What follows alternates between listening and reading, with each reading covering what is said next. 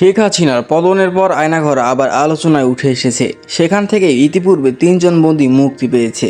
গত 2 দিন রাজধানীর কচুক্ষেতে আওয়ামী লীগ সরকারের আমলে গুম হওয়া মানুষের খোঁজে ভিড় জমাচ্ছেন স্বজনরা।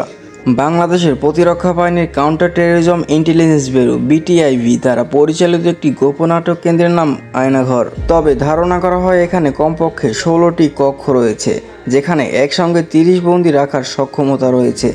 আয়নাঘরটি বাংলাদেশের ঢাকা সেনানিবাস এলাকায় অবস্থিত বলে ধারণা করা হয়। সাম্প্রতিক এই আয়নাঘরকে নিয়ে মানুষের আলোচনা সমালোচনা বেশ ছড়িয়ে ছিটিয়ে গেছে। সুইডেন ভিত্তিক স্বাধীন নিউজ পোর্টাল নেত্র নিউজের একটি অনুসন্ধানী হুইসেল ব্লোয়ার প্রতিবেদন করে যে অভিযোগ করা হয় যে বাংলাদেশের কর্মকর্তারা আয়নাঘরে বলপূর্বক গুমের শিকারদের আটক ও নির্যাতন করছে। বাংলাদেশ বেসরকারি একটি সংবাদ মাধ্যম থেকে ধারণা করছে যে দেশের বিভিন্ন স্থানে এরকম আরও বেশ কিছু নির্যাতন ও আটক স্থান থাকতে পারে।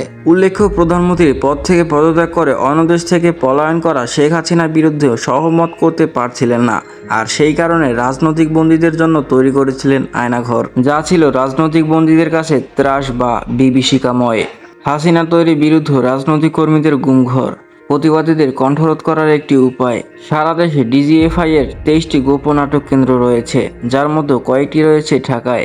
2024 সালের হিউম্যান রাইটস ওয়াচের রিপোর্ট অনুযায়ী শেখ হাসিনা ক্ষমতায় আসার বছর 2009 সাল থেকে তার পতন পর্যন্ত বাংলাদেশের 600টিরও বেশি গুম হওয়ার ঘটনা ঘটেছে।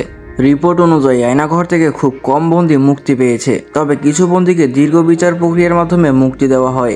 এ জাতীয় ঘটনা তদন্ত প্রায় হয়নি বললেই চলে। আয়নাঘরে রাখা অনেকেই দিনের পর দিন অত্যাচার সহ করতে না পেরে আত্মহত্যা করে।